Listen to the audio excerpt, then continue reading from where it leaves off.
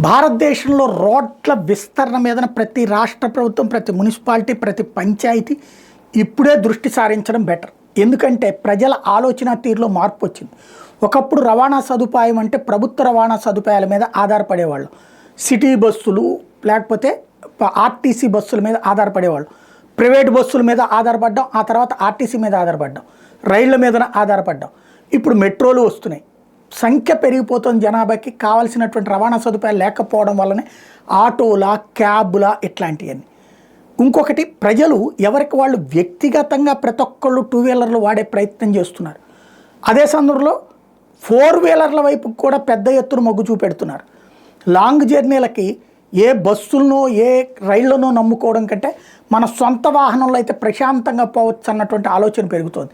క్రమక్రమంగా కార్ల వినియోగం పెరుగుతోంది. అంతకంటే పెద్ద పెద్ద వాహనాల వినియోగం పెరుగుతోంది. కార్లలో పెద్ద కార్ల వైపుకి వెళ్తున్నారు.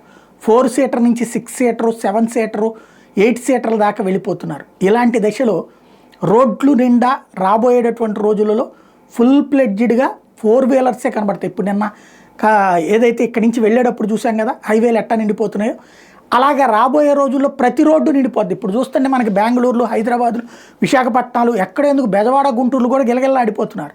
రాబోయే రోజులలో కాబోయేటటువంటి మన విజన్ అనేటటువంటిది మాటలు కాదు, చేతల్లో కావాలంటే ప్రతి రోడ్లు కూడా హైదరాబాదులో ఉన్న రోడ్ల కంటే డబుల్ రోడ్ల స్టేజీకి తెచ్చుకోవాల్సిన అవసరం ఉంది.